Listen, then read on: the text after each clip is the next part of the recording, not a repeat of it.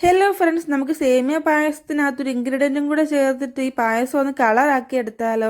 അതിന് മുന്നേ എൻ്റെ ചാനൽ നിങ്ങൾ ആദ്യമായിട്ടാണ് കാണുന്നതെങ്കിൽ ഒന്ന് സബ്സ്ക്രൈബ് ചെയ്ത് സപ്പോർട്ട് ചെയ്യണേ.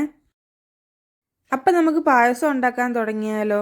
അതിന് വേണ്ടി ഞാനൊരു കടായിയിൽ കുറച്ച് നെയ്യ് ഒഴിച്ചിട്ട് നമ്മുടെ 2 ക്യാരറ്റ് എടുക്കണം. അതെടുത്തിട്ട് നന്നായിട്ടൊന്ന് ഗ്രേറ്റ് ചെയ്തിട്ട് ഇതിനകത്തോട്ട് ചേർത്ത് നന്നായിട്ടൊന്ന് വഴറ്റിയെടുക്കണം.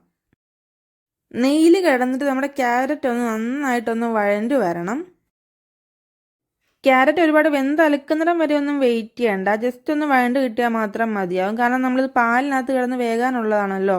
അപ്പോൾ ഇത് ഏകദേശം ആയി വന്നിട്ടുണ്ട്. നമുക്കിതൊരു സൈഡിലോട്ട് മാറ്റി വെക്കാം. എന്നിട്ട് ഇതേ സെയിം കടായിൽ തന്നെയാണ് നമ്മൾ സേമിയയും വറുത്തെടുക്കുന്നത്. നമുക്ക് സേമിയ ഒന്നൊരു ഗോൾഡൻ കളർ ആകുന്ന വരെ നമുക്ക് ഒന്ന് വറുത്തെടുക്കാം. ഈ സേമിയയും ക്യാരറ്റും ഒക്കെ നെയ്യിൽ വറുത്തെടുക്കുമ്പോൾ തന്നെ ഒരു പ്രത്യേക ടേസ്റ്റ് ആട്ടോ പായസത്തിന്. നമ്മുടെ സേമിയ എല്ലാം ഗോൾഡൻ കളറായിട്ട് വന്നിട്ടുണ്ട്. നമുക്കിനി ഇതിനകത്തോട്ട് 1 ലിറ്റർ പാല് ചേർത്ത് കൊടുക്കാം. പാലും വെള്ളവും കൂടെ നമുക്ക് ആഡ് ചെയ്ത് കൊടുക്കാം. ഇത് രണ്ടും കൂടെ ഒരുമിച്ച് കിടന്ന് തിളയ്ക്കട്ടെ. പാൽ ഒഴിക്കുമ്പോഴത്തേന് സേമിയ ഒന്ന് കട്ട പിടിച്ചിരിക്കും. നമ്മൾ ഒന്ന് ഇളക്കി എല്ലാം ഒന്ന് മിക്സ് ആക്കി എടുക്കണം. ഇനി ഇത് കഴിയുമ്പോഴത്തേനും നമുക്ക് ഇതിനകത്തോട്ട് നമ്മൾ നേരത്തെ വഴറ്റി വെച്ചിരിക്കുന്ന ക്യാരറ്റ് ഇല്ല, അതും കൂടെ ചേർത്ത് കൊടുക്കാം. ഇനി നമുക്കിതൊന്ന് വെന്ത് വരുന്നിടം വരെ ഒന്ന് ഇടയ്ക്കിടയ്ക്കായിട്ട് ഇളക്കി കൊടുത്തൊന്ന് വെയിറ്റ് ചെയ്യണം. കണ്ടോ, നമ്മൾ ഇളക്കി കൊടുക്കുമ്പോഴത്തേനും ക്യാരറ്റിൻ്റെ കളറൊക്കെ ഇറങ്ങി വരുന്നുണ്ട്. നല്ല രസമുണ്ടല്ലോ കാണാൻ.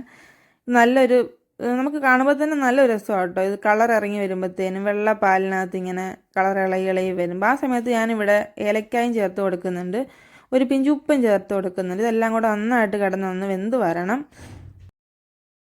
നന്നായിട്ടൊന്ന് തിളച്ച് വരാനായിട്ട് ഞാൻ തീ ഒന്ന് നന്നായിട്ട് ഫ്ലെയിം കൂട്ടി വെച്ചിട്ടുണ്ടായിരുന്നു. അതാണ് നന്നായിട്ട് നിറഞ്ഞ് തിളച്ച് വന്നത്. എന്നിട്ട് ഞാൻ കുറച്ച് വെച്ചിട്ടുണ്ട്. ഇനി ഇത് കുറഞ്ഞ് കിടന്നിട്ട് നന്നായിട്ടൊന്ന് തിളച്ച് വെന്ത് വരണം.